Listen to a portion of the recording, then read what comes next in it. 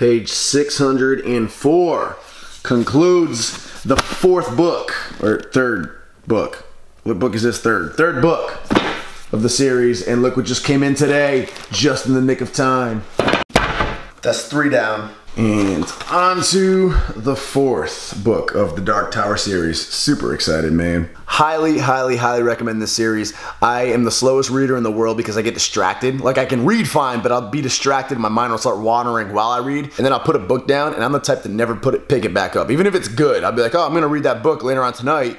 Let me go on the computer first, and then I end up getting distracted and never get back to the book. So the fact that my distracted ass, has blown through 3 books in 6 weeks is saying something. This series is amazing. I highly, highly recommend it. The ending of that third book, when they're in the City of Lud, so freaking intense. I was literally yelling out loud at the book last night reading it. Look at that sexy thumbnail right there. I was all cut up. That was right before my Isator shoot. Damn! I was managing a regional GNC at the time, saved up probably at the time like 15 grand. I had just turned 21, so 15 grand was a lot for me. I got out of a relationship at that time. I didn't trust or like any of the people I surrounded myself with at that time, so I wanted to change the environment, and I'm tired of working 60 hours a week for somebody else, so I quit.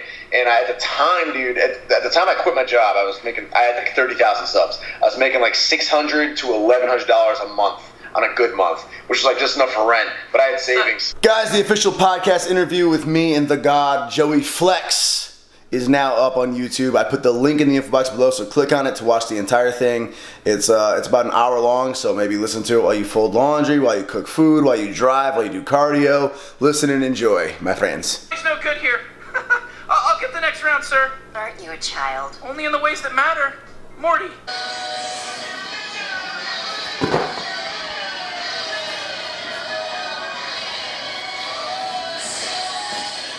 So I haven't put up a video recently because I've been laying low the last couple of weeks. I haven't really been doing any training. It's been deload weeks, so there's nothing exciting to show you in the gym, and I just haven't really been doing anything exciting. At the end of the weekend, Ariana and I linked up to celebrate her birthday out in Boston, stayed at the W Hotel like always. They were amazing. They upgraded us to like their second biggest suite available, the Wow Suite, which was insane. That was the same suite I had on my 25th birthday. And we'd only booked like their base room this time. And it was just a crazy experience. It was super awesome. So I will forever love the W Hotel in Boston. By far my favorite place to stay, hands down. There's a tunnel, the tunnel is attached to it. It's a club. So we went there, danced, stuff like that, hung out in the lounge. It was really cool. Now it's finally this week begins training for real. So day 1 I went in and I had the worst day because 1, I realized that I forgot to check my camera battery and charge it, so my camera died after my first set of squats. 2, I realized my belt was missing, so I had to do everything beltless. So I did my first sets with 405, all beltless. I had to do my final set, my 5th and final set with 445 pounds. I was going to go into the back room and see if there's an extra belt I could borrow just for that set. And then I started seeing the lights go off and people started piling out and the music cut off, and I realized that it was Sunday before Labor Day. They closed at 3. I had no idea they closed at 3, so they were closed.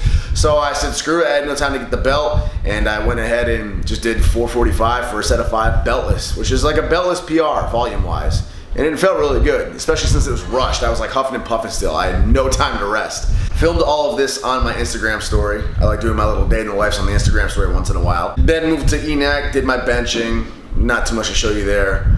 Did deadlifts the following day. Did some upper body stuff, arms, shoulders. Really, really sore getting back into it. And today we have to do some variation work. So today we're gonna work on variations. Woo!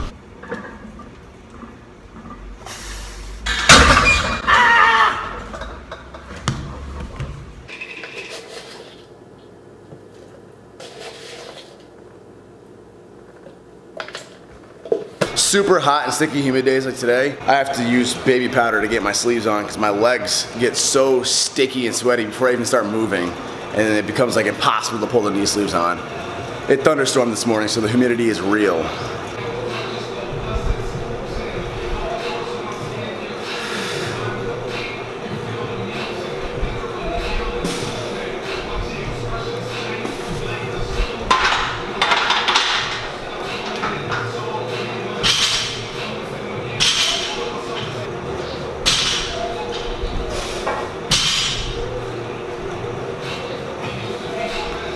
I'm so freaking sore from having like 2 weeks of rest and then jumping into heavier squats and deadlifts the last 2 days. And I trained shoulders and arms and back yesterday after deadlifts. So even my arms and stuff are sore. But sometimes, best way to get rid of soreness is to jump right into being active. Gotta do 3-second negatives on squats today. So 1 Mississippi, 2 Mississippi, 3 Mississippi on the way down, the eccentric portion of the squat. Really work on that control on the way down so I don't dive bomb anymore.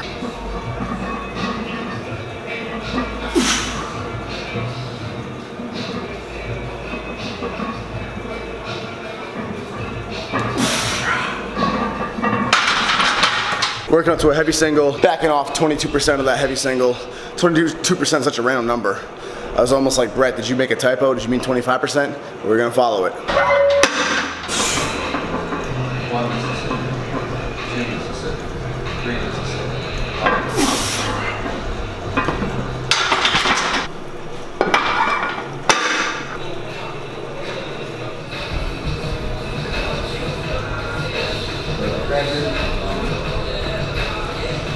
I actually barely use chalk anymore because the Ohio power bars have really good knurling on them, but the humidity today is making everything slip, so I gotta be careful. Going Instagram live for this top single here.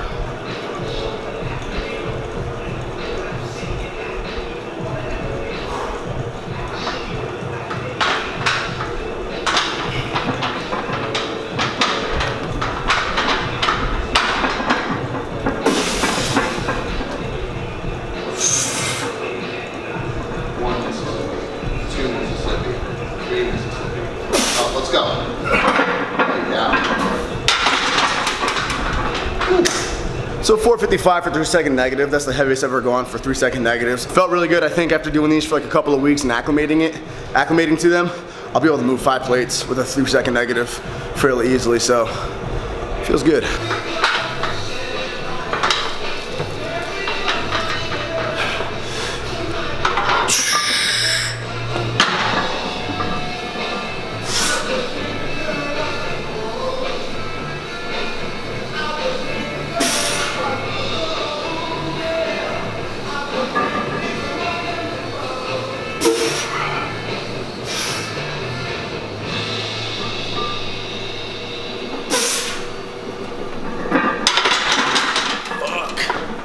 Is the bench time. Gotta do competition bench, second time benching this week. 2 biggest tips I would give to people who wanna build their bench. 1, throw in pause reps. Pause reps make a huge difference. When you do touch and go reps, you're dropping the bar down, you're bouncing it off your chest, and you're using the momentum of the bounce to push it all the way up.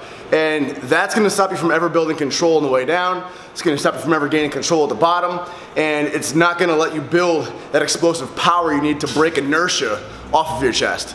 So what happens there is, since you're going off of all momentum, you hit a sticking point. You'll see a lot of tap and go benches, especially hit that sticking point about halfway up here. They don't have the strength to lock it out. It's because they didn't have the strength in general to push that weight. It was all momentum, and the momentum ends. And second, up your frequency. Bench more often.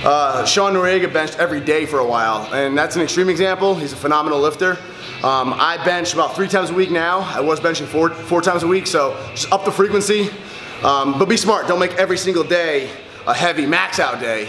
Switch it up. Some days will be variations, some days will be lighter, some days will be technique work, but just more frequency.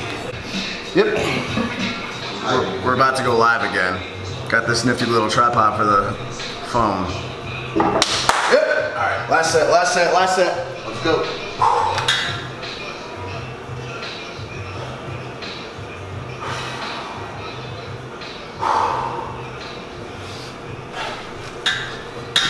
Yep. Come on.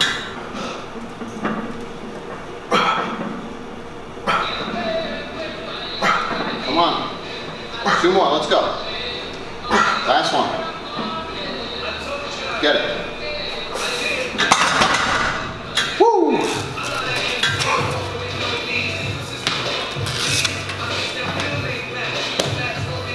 Felt it there? Felt good.